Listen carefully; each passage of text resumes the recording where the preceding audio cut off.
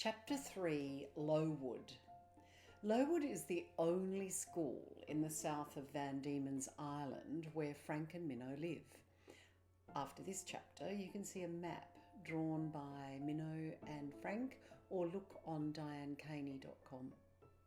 Lowood School is named after the town of Lowood.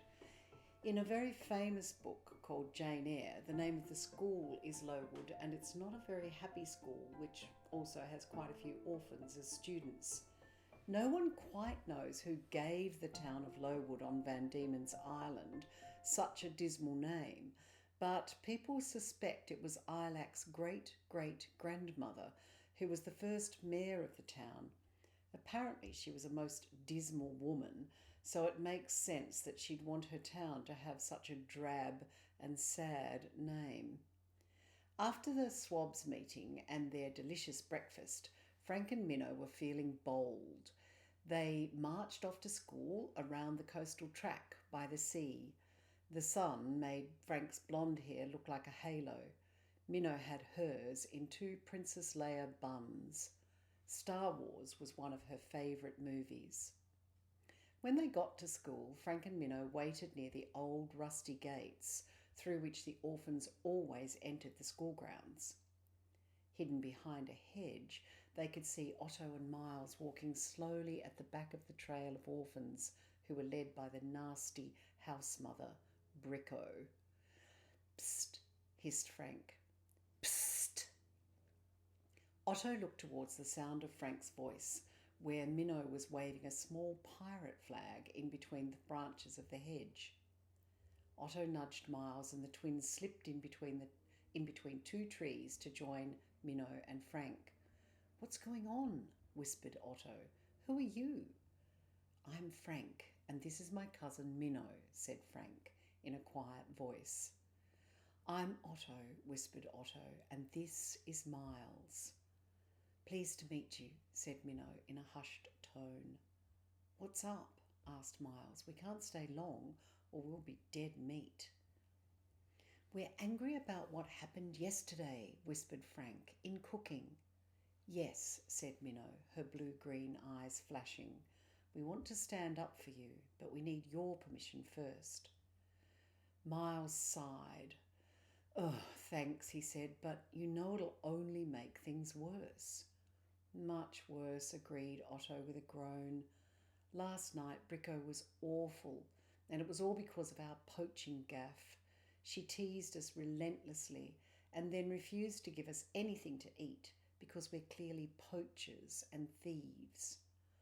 Miles added, "Then this morning she wouldn't give us any breakfast." The twins looked down. "That's disgraceful," said Minnow. Otto raised his eyebrows. "Yes," he whispered, looking around anxiously. "After that, she said our parents probably drowned because they were poaching fish." "How vile," said Minnow, opening her backpack to give Otto and Miles her packed lunch. "Quickly, eat this. At least you won't be starving in class." "Definitely," added Frank. "Here, have mine too." Otto and Miles ate hungrily as Minnow and Frank continued talking. "Okay, I agree that things could get worse if we take action," said Minnow, "but if we do nothing, things will definitely get worse. Things will definitely get worse." "Agreed," whispered Frank.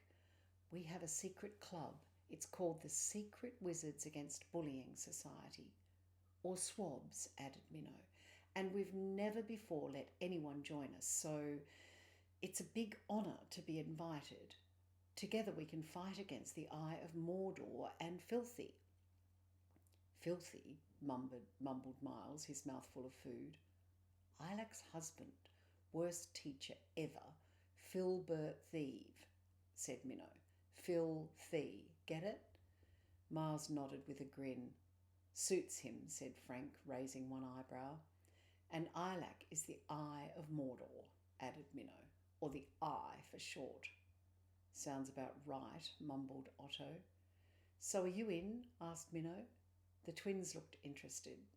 "Could be," said Otto, and after swallowing a mouthful of food, he added, "But how would we ever get to a meeting? Even talking like this is against ILAC's rules." Frank frowned, thinking. "Billet and Orphan Week," exclaimed Minnow. "What's a billet?" asked Otto. "It's when everyone at the school offers to have an orphan stay at their home," said Frank.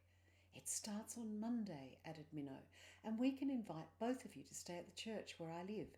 There are plenty of rooms." "Perfect," said Frank, looking happy. "I'll stay at Minnow's place while you're there. That way the four of us can do some brilliant swab plotting, and we'll get our parents involved too. They'll know what to do for sure." "They could even adopt you," whispered Minnow, looking earnest. Otto looked shocked. "Might be a bit early for that." Minnow blushed. "Sorry," she said. "I'm often overly enthusiastic."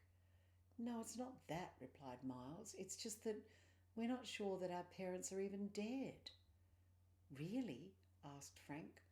"They're very experienced at sea," explained Otto, "and we're hoping beyond hope that they made it to land somewhere and they're just stuck. Or hiding," added Miles. "There might have been things going on, we're not sure." "But if we say anything at the orphanage, we're punished," said Otto. "The eye's quite mad," added Miles. "She has this bizarre grief counselling that they force us to do." "We have to punch a blown-up penguin," said Otto, looking miserable. "It's embarrassing." Minnow shook her head. "We've heard about it," she said. "We think it's another form of bullying." "It definitely is," agreed Miles. "It's awful," added Otto. Frank groaned. "Okay," he said, "I'm going to fill out the forms at the office right now so that no one else can billet you. And then we'll have a whole week to plot and plan. And I promise not to have my parents adopt you while your own parents might still be alive," said Minnow with a sheepish grin. Otto and Miles smiled. "Thank you," whispered Miles. "Same," said Otto, "and thanks for the food." Both boys slid out from behind the hedge and ran after the long line of orphans. Minnow grinned at Frank. "Billet week," she whispered. "So good." "Yes," said Frank, "but what a nightmare. Their parents might be alive, and the thieves won't even let them talk about it."